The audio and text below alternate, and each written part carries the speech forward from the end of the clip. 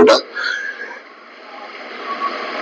పాపముతో నిండుకున్నటువంటి నిన్ను నన్ను పరిశుద్ధపరిచి దేవుడు ఒక మాట, చక్కటి మాట సెలవిస్తున్నాడు. మిమ్మల్ని మీరు పరిశుద్ధపరచుకోండి, మీ మధ్య నేను ఒక గొప్ప కార్యాలు చేయబోతున్నాను. ఏంటంట? మిమ్మల్ని మీరు పరిశుద్ధపరచుకోండి, నేను మీ మధ్యలో ఒక గొప్ప కార్యాలు చేయబోతున్నాను. యెహెజ్కేలు యెహోషువ 3వ అధ్యాయము, యెహోషువ 3వ అధ్యాయము చూసావా? 5వ వచనం తీసుకోండి. మరియు యెహోషువ, రేపు యెహోవా మీ మధ్య అద్భుత కార్యములను చేయును కనుక మిమ్మల్ని నేను పరిశుద్ధపరచుకునడము. హల్లెలూయా. ఏం చేస్తారంట? మీ మధ్యన అద్భుత కార్యాలు జరగాలంటే మిమ్మల్ని పరిశుద్ధపరచుకోవాలి. పరిశుద్ధపరచుకోవాలంటే చక్కగా స్నానం చేసి వచ్చామండి, కాబట్టి దేహము పరిశుద్ధముగానే, హల్లెలూయా, చక్కగా స్నానం చేసి వచ్చాం కాబట్టి దేహము పరిశుద్ధంగానే ఉంది. అది ఇంకా వాసన రాకుండా ఉండాలని ఏం చేస్తామంటే చక్కటి పర్ఫ్యూమ్ కూడా కొట్టుకొని ఈ దేహము పరిశుద్ధంగానే ఉంది. కానీ దేహము కంటే విలువైనటువంటిది ఇంకొకటి మీ దగ్గర దాగుంది, అదే అంతరంగం, హల్లెలూయా, హృదయం. ఆ హృదయం దేవుడు అంటున్నాడంటే పరిశుద్ధపరచుకోమంటున్నాడు. సాధారణంగా బాగా గమనించినట్లయితే శరీరాన్ని అయితే పరిశుద్ధపరచుకోగలము, కానీ ఆత్మని కానీ పరిశుద్ధాత్మ అంటే ఆ యొక్క అంతరంగ పురుషుని కానీ మనం ఏ విధంగా పరిశుద్ధపరచుకోగలమంటే, అందుకని కీర్తనకారుడు మాట్లాడుతున్నాడు, మనం చేసేటువంటి ప్రతి పనిలో కూడా, ప్రతి విషయంలో కూడా చాలా చక్కగా చెప్తున్నాడు. యెహోవాను స్తుతించడం వల్ల నీకు పరిశుద్ధత అనేది నీ దగ్గరికి, అంటే యెహోవాను స్తుతించడం మంచిది, మహోన్నతుడా నీ నామమును కీర్తించడం మంచిది. ఉదయమైన నీ కృపను ప్రతి రాత్రి నీ విశ్వాసతను 10 తంతుల స్వరమండలముతోను గంభీర ధ్వని గల సితారాతోను ప్రచురించడం మంచిది. ఎందుకనగా యెహోవా నీ కార్యము చేత నన్ను సంతోషపరచుచున్నావు. హల్లెలూయా. ఈ లోపల ఈ ఆదివారం దినము నాడు మనం అనేకమైనటువంటి, ఈ ఆదివారం రాకముందు శనివారం వరకు కూడా అనేకమైనటువంటి తప్పిదములు మనం చేసుకుంటూ, మన ఆలోచనల ద్వారా, మన తలంపుల ద్వారా, మన ఉద్దేశాల ద్వారా మనం అనేకమైనటువంటి చెడు తలంపులు కావచ్చు, లేదంటే చెడు నడతలు కావచ్చు, చెడు ఉద్దేశాలు కావచ్చు, లేదంటే దేవుడికి ఇష్టం లేనటువంటి ఏ తలంపైనా కావచ్చు, అది పాపమే. ఇంతవరకు కూడా మన జీవితంలో మనం చేసింది ఏంటంటే పాప కార్యములతోనే మనం బ్రతికున్నాం. ఎవడైనా పాపం లేదని అన్నారంటే కనుక మీరు నిజంగా దేవుణ్ణి అబద్ధికుడిగా చేసినట్లు. హల్లెలూయా. అందుకు వాక్యం కూడా చక్కగా చాలా సార్లు మనం విన్నాం. కాబట్టి మనము అపవిత్రులుగా ఉన్న తర్వాత క్రీస్తు రక్తము చేత కడగబడినటువంటి నీవు ఏ విధంగా కడగబడ్డామంటే శరీరాన్ని కడగబడ్డామా, లేదంటే కనుక ఆత్మని కడగబడ్డాము. 2 విషయాలు కూడా గమనించినట్లయితే శారీరక సంబంధం నుంచి ఆత్మీయ జీవితాన్ని కడగబడ్డాం. హల్లెలూయా. అంటే ఈ శరీరంతో పాటు ఆత్మను కూడా, అందుకే అంటున్నాడు నా పని మీరు చేయాలంటే మొదటగా నీ శరీరాన్ని సిద్ధపాటు చేసుకోవాలి. ఏం చేయాలంట? మీరు ఏదైనా చేయాలి అంటే ఆత్మ వెళ్ళిపోదు, ఆత్మని నడిపిస్తున్నటువంటి దేహము కూడా ఖచ్చితంగా ఏమవ్వాలి, కావాలి. అందుకని ఈ దేహంలో కూడా మనం ఏం చేయాలంటే పరిశుభ్రపరచుకోవాలి. అలాగే ఎప్పుడైతే దేహంలో పరిశుభ్రపరచుకున్నాము కాబట్టి మనం ఈ దినము దేవుడి మందిరములకి వచ్చాం. ఒక ఆలోచన, ఒక తలంపు, ఒక ఉద్దేశము మనకు ఉండబట్టే దేవుడి మందిరం మనం అందరం కలిసి వచ్చాం. వచ్చిన నువ్వు ఏ విధంగా దేవుడు నీవు ఆరాధిస్తున్నాం అనేది ఇక్కడ ఒక ప్రశ్న.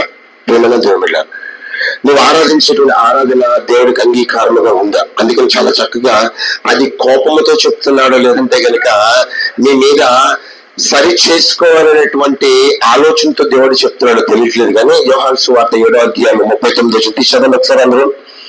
యోహాను సువార్త 7వ అధ్యాయం 39 వచనం చూడండి. తన యందు విశ్వాసం ఉంచేవారు, చూడండి అక్కడ ఏమంటున్నారంటే తన యందు విశ్వాసం ఉంచుకునేవారు, అందరు కాదు అన్న బాగా గమనించారు, తన యందు విశ్వాసం ఉంచుకునేవారు పొందము ఆత్మను గురించి ఆయన మాట్లాడుతున్నాడు, అందరితో కాదు. అంటే శారీరకమైనటువంటి కోరికలతో దేవుడి మందికి వచ్చిన వాళ్ళు చాలా మంది ఉంటారు. అంటే నాకు స్వస్థత కావాలి, లేదంటే నా కుటుంబంలో ఆరోగ్యం కావాలి, లేదంటే నా కుటుంబంలో నా భర్త మారాలి, లేదంటే నా కుటుంబంలోనేమో నాకు ఆర్థిక పరిస్థితులు మారాలి, లేదంటే నా కుటుంబంలో ఉన్నటువంటి అప్పులు బాధలు భారాలు ఇవన్నీ తీరాలి. కాబట్టి వచ్చిన వారి కోసం కాదు మాట్లాడేది. ఆత్మను పొందబో వారి కోసం మాత్రమే దేవుడు మాట్లాడుతున్నాడు ఈరోజు. అందుకని మనము సిద్ధపాటు కలిగి ఆయన ఆత్మను పొందుకోవడానికి ధైర్యంగా ఆయన సన్నిధిలో ఉండాలి. అందుకని మీరు ఇక్కడికి వచ్చావంటే మీ ప్రతి తలంపు కూడా ఎక్కడ ఉండాలంటే ఇక్కడే ఉండాలి. ఎక్కడ ఉండాలి? మీ ప్రతి చూపు కూడా దైవజనుడు ఏదైతే చెప్తున్నాడో ఆ మాటని హృదయం అనేటువంటి పలక మీద ముద్రించుకోవడానికి చాలా జాగ్రత్తగా వినాలి. ఎలా వినాలి? చాలా జాగ్రత్తగా వినాలి. మనము ఈ చెవిని వింటూ ఈ చెవిని విడిచిపెడుతుంటే పరిశుద్ధాత్మను మనము అందుకోలేము. అందుకనే చాలా చక్కగా కీర్తన, ఈ విశ్రాంత దినానికి సరిపోయేటువంటి కీర్తన ఏమన్నాడంటే, యెహోవాను స్తుతించడం చాలా మంచిది. ఆ స్తుతించడం వల్ల ఏం జరుగుతుందంటే మీలో నాలో ఉన్నటువంటి కొన్ని మలినమైనటువంటి ఆలోచనలు బయటికి మారిపోతాయి. మీలో నాలో ఉన్నటువంటి కొన్ని అపవిత్రపు ఆలోచనలు, తలంపులు ఏమైపోతాయంటే దూరం అయిపోతాయి. అందుకంటున్నాడు ఆయనను స్తుతించడం మాత్రమే మంచిది. ఎందుకంటే ఆయన మీ మధ్యన ఈ దినం ఒక గొప్ప కార్యం చేయబోతున్నాడు.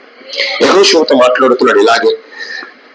అనేకమైనటువంటి ప్రయాణాలలో మోషే తర్వాత ఎప్పుడైతే యెహోషువ యొక్క జనంగా నడిపించి మొదలు పెట్టాడో యెహోషువ దేవుడితో మాట్లాడుతున్నాడు, నాయనా నేను చిన్నాను, నా వల్ల ఎలాగవుతుందంటే కాదు, మీరు పరిశుద్ధ పరుచుకుంటే నేను మిమ్మల్ని నడిపిస్తాను.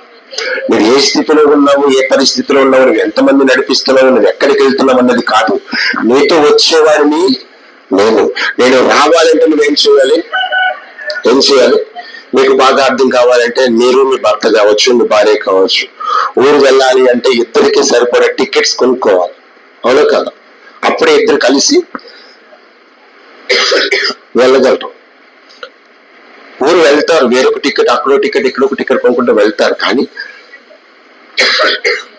కలిసి వెళ్ళాలి అంటే ఇద్దరు ఒకే బస్ కానీ ఒకే ట్రైన్ కానీ టికెట్ కొనుక్కొని వెళ్తే ఇద్దరు కలిసి వెళ్ళగలరు.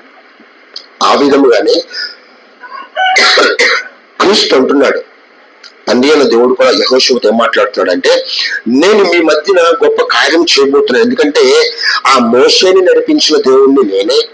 ఈ రోజు మోషేకు తోడై ఉన్నప్పుడు నేను నీకు కూడా తోడై ఉంటాను. కాబట్టి నిన్ను నడిపించేది కూడా నేనే. నేను నడిపించాలి అంటే నువ్వేమివ్వాలి? మొదటగా నీ హృదయంలో ఉన్నటువంటి ప్రతి బంధకము, ప్రతి చీకటి సంబంధమైనటువంటి ఆలోచన, ప్రతి లోక సంబంధమైనటువంటి క్రియలను విసర్జించడం మొదలు పెట్టుకోవాలి. లోక సంబంధమైన విషయం అంటే ప్రేమల దేవుళ్ళని అందరికీ బాగా తెలుసు. అవన్నీ విడిచిపెట్టుకుంటే మీ జీవితం దేవుడు గొప్ప కార్యం జరిగించును గాక. ఎలోషన్ తీసుకుని ఒకసారి నిత్య నాశనం ఎందుటికి కదా భక్తిహీనులు గట్టి వల్లే చిగురుస్తూ ఉన్నారు. ఏమంట మన జీవితంలో ఆత్మ సంబంధంగా ఎదగలేకపోతే ఏమైపోతాం?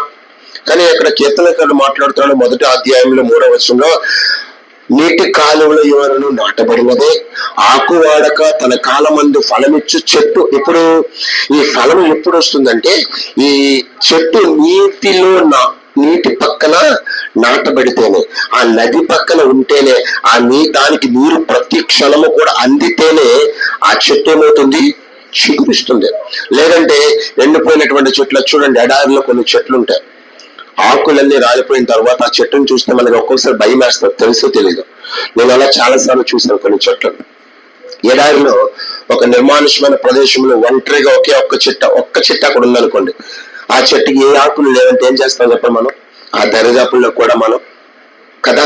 ఎందుకంటే మొట్టమొదటి మనకు వచ్చిన ఆలోచన ఏంటంటే అది దెయ్యం చెట్టు అనేది, అంతే కదా. మరి ప్రపంచంలో దేవుడు యావత్ ప్రజానికాన్ని అంతటినీ దేవుడు చూస్తున్నప్పుడు ఎండిపోయిన మోడుగా నువ్వు కనబడితే మరి పరిస్థితి ఏంటి? బాగా గమనించాలి. లోకంలో ఉన్నటువంటి ఒక ప్రదేశంలో ఉన్న చెట్టునే చూస్తే మనం భయపడుతున్నామే, మరి యావత్ ప్రపంచం అంతట్లో మోడుబారిపోయినటువంటి ఎటువంటి ఎదుగుదల లేనటువంటి చెట్టులో నువ్వు బ్రతికితే నీ పరిస్థితి ఏంటి? ఏ రోజైనా ప్రశ్న వేసుకోగలిగామా? ఏ రోజైనా మనము దాన్ని ఆలోచించగలిగామా? ఎందుకు నా జీవితం ఎండిపోతుంది? ఎందుకు నా జీవితము నీరు లేనటువంటి స్థితిలో మారిపోతుంది? ఎందుకు నేను అభివృద్ధికరంగా మార్చబడలేకపోతున్నానని మన జీవితంలో మనం ఎప్పుడైనా ప్రశ్న వేసుకోగలిగామా? ప్రియమైన దేవుడు ఒక విషయం గమనించండి. అందుకనే చాలా చక్కగా కీర్తనకారుడు మాట్లాడుతున్న విషయము, ఆకు వాడక తన కాలమందు ఫలమిచ్చే చెట్టు వలె ఉండాలి అంటే ఖచ్చితంగా నీ దగ్గర వాక్యం అనేటువంటి పరిశుద్ధాత్మ నీరు ఖచ్చితంగా ఉండాలి. లేని నీ బావిలు ఏమైపోతున్నాయంట? ఎండిపోతున్నాయి. ఎండిపోయిన బావిలు కాస్త ఏమైపోతున్నాయంటే ఆవిరైపోతున్నాయి. అవి కాస్త బీడు భూములుగా మారిపోతున్నాయి. మారినది కాస్త ఉపయోగం లేనటువంటి బంజరు భూముల్లాగా మారిపోతున్నాయి. చూడండి, పల్లెటూరులో చాలా మంది మన తాతలు ముత్తాతలు లేదంటే పల్లెటూరులో ఉన్న వాళ్ళందరూ కూడా బంజరు భూమిలో విత్తనాలు విత్తుతారమ్మా. విత్తరు. ఎందుకని? దాంట్లో సారం లేదు, దాంట్లో ఫలము రావటానికి కావలసినటువంటి ఎరువు అక్కడ లేదు. ఈ రోజు మనం ఆ స్థితిలో ఉన్నామేమో. అందుకనే దేవుడు మాట్లాడుతాడు, ఈ రోజు మీ మధ్యన నేను ఒక గొప్ప కార్యం చేయబోతున్నాను, మిమ్మల్ని మీరు పరిశుద్ధపరచుకోండి. ఈ రోజు ఏ స్థితిలో ఎవరిని క్షమించలేకపోతున్నారేమో నీ హృదయంలో ప్రార్థన చేసుకుని, ప్రభావ నేను వారిని క్షమిస్తున్నాను. ఈరోజు ఎవరి కోసం నేను నిందలతో మాట్లాడుతున్నాను, ప్రభావ ఈ రోజు వారిని క్షమించమని నేను ప్రార్థన చేస్తున్నాను. ఈరోజు ఎవరి కోసమే నువ్వు అపనిందలు కోరినటువంటి అనేక విధమైనటువంటి వ్యక్తమైన తలంపులతో వారి కోసం ఉన్నావేమో, ఒక్కసారి నేను పరిశుద్ధపరచుకో. ఖచ్చితంగా నీ జీవితంలో దేవుడు గొప్ప కార్యం జరిగించిన గాక. మనం అనుకుంటూ ఉంటాం ప్రేమ చాలా చిన్నదే. మనిషిని చూస్తే ప్రేమిస్తాం, కానీ హృదయంలో ఒక బాధ ఉంటుంది. బాగా గమనించాం. మనిషిని చూస్తే మనం బాగా ప్రేమిస్తాం. ఫర్ ఎగ్జాంపుల్, ఒక కుర్రోడు ఉన్నాడు, వాడిని నేను చూస్తే బాగా ప్రేమిస్తుంటాను, కానీ వాడి కోసం నేను మనసులో అనుకుంటాను, నా వల్ల ఉపయోగం ఏమైనా. ఈ రోజు దేవుడు అంటే చాలా ఇష్టం మనందరికీ, కానీ పాపమును విడిచిపెట్టడం మాత్రం మనము చేయడానికి ఇష్టపడం. దేవుడు ఇష్టమైతే ఏం ప్రయోజనం? బాగా గమనించాం. పాపమును విడిచిపెడితేనే ఆటోమేటిక్ గా దేవుడు నీ దగ్గరికి వస్తాడు. కానీ మనం పాపమును విడిచిపెట్టకుండా ప్రభువా రండి అంటే కార్యము జరగట్లేదు.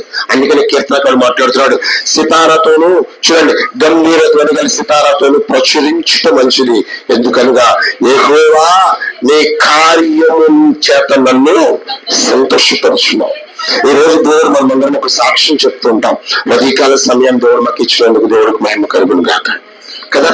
మొత్తం ఎంతమంది ప్రార్థన చేస్తారో తెలియదు, కానీ చేసిన ప్రతి ఒక్కరు కూడా ఏమంటారంటే, ప్రభువా ఈ చక్కటి ఉదయాన్ని మీరు మాకు ఇచ్చి ఉన్నారు, మీకు వందనాలు.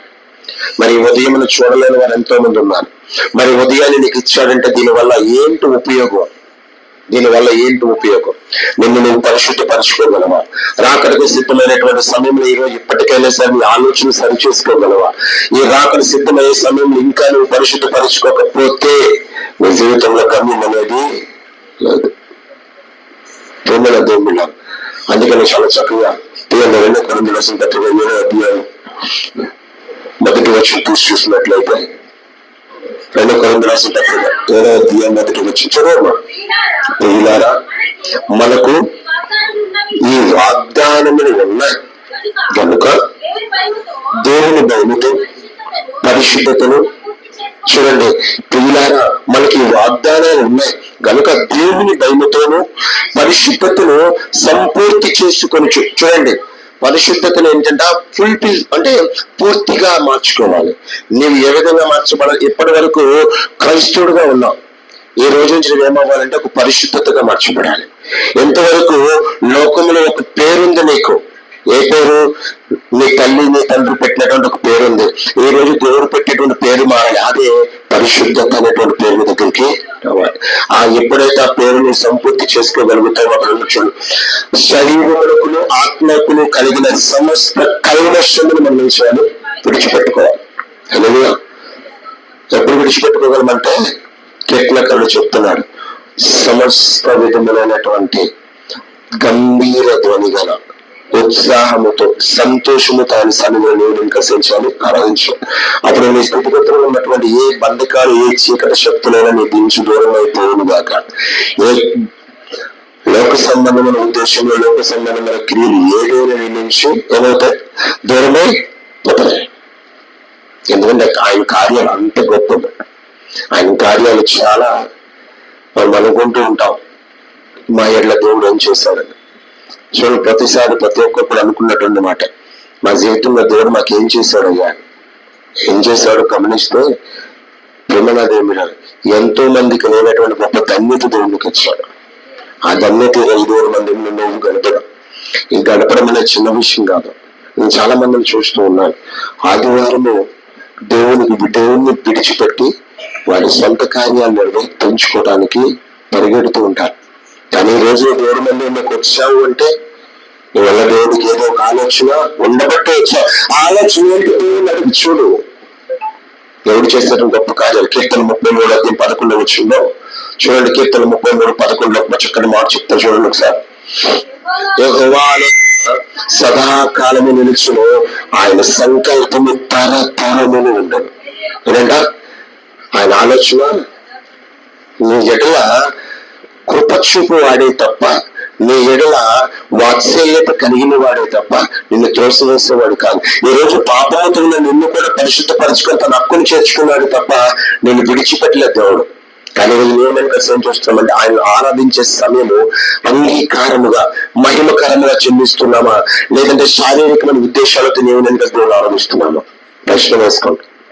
ప్రియమైన దేవుడు, దేవుని కోసం బ్రతకటానికి ఒక కంకణం కట్టుకోండి.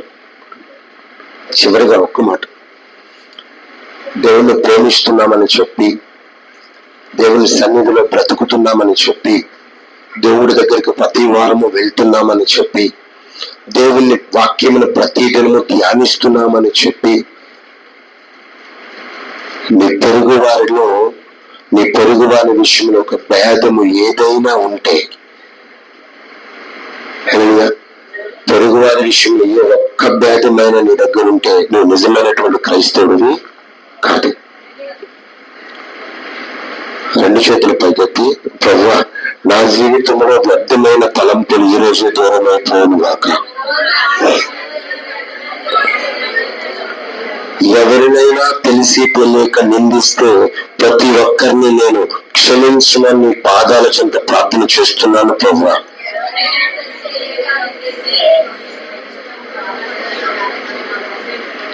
అమ్మ లాస్ట్ వచ్చేసరికి ఏమయ్యారంటే పాదాల చెంత అనేసరికి ఏమయ్యారు? సౌండ్ రాలా. చెప్పారా దేవుడు మిమ్మల్ని దేవించిన కాక. మీ పక్క వార్త చెప్పండి, ఈరోజు నేను ఆశీర్వదింపబడ్డాను.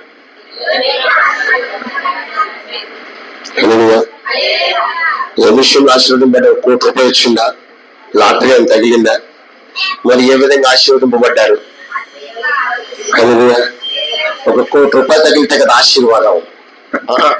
అల్రా చేస్తే బయటకు వెళ్ళిపోండి. నేను చాలా చక్కగా చాలా క్లియర్ గా చెప్తాను. అల్రా చేయడానికి మాత్రం కాదు, ఉన్న సమయం చాలా తక్కువ. నేను వాదించుకోలేను, చెప్పుకోలేను. నాకు గొంతుకు బాగలేదు, నా పరిస్థితి బాగలేదు. నేను మీకు బొజ్జగించి చెప్పలేను. నేను ఉన్నది చెప్తాను, మీరు ఉండాలంటే ఉండాలి, అప్పుడు బయటకు వెళ్ళిపోండి. ఎవరైనా కావచ్చు. అర్థమైనా?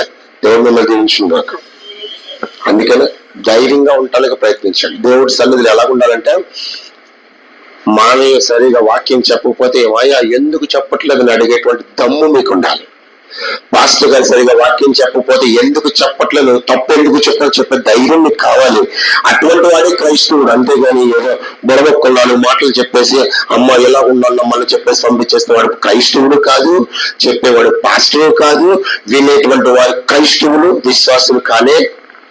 అందుకనే చెప్పేది జాగ్రత్తగా వినండి. నేను సినిమా స్టోరీలు చెప్పట్లేదు, రికార్డ్ డాన్సుల కోసం చెప్పట్లా, ఆడుకోమని చెప్పట్లా. పిల్లల్ని తల్లిదండ్రులు చాలా చక్కగా భయంతో పెంచుకోవడం అలవాటు చేసుకోండి. లేకపోతే రేపు పొద్దున్న ఆలే మీకు ఏమవుతారు తెలుసా? తల్లిగా పెద్దవాడు కాబట్టి బాగా తెలుసు వాడికి. శివరాత్రికి ఆలే మీకు. కాబట్టి టాపిక్ మన జీవితంలో అందుకనే కల్మషం నుంచి తప్పించబడితేనే కానీ ఈరోజు మీ జీవితంలో గొప్ప కార్యం దేవుడు జరిగించు. మరి ఆ కార్యం జరగాలంటే నువ్వు నేనేం చేయాలి? ఖచ్చితంగా సిద్ధపాటు కలిగి దయచేసి లేచినట్లయితే కొద్ది నిమిషాలు స్తుతి ఆరాధనలో దేవుడితో ఏకీభవిద్దాం.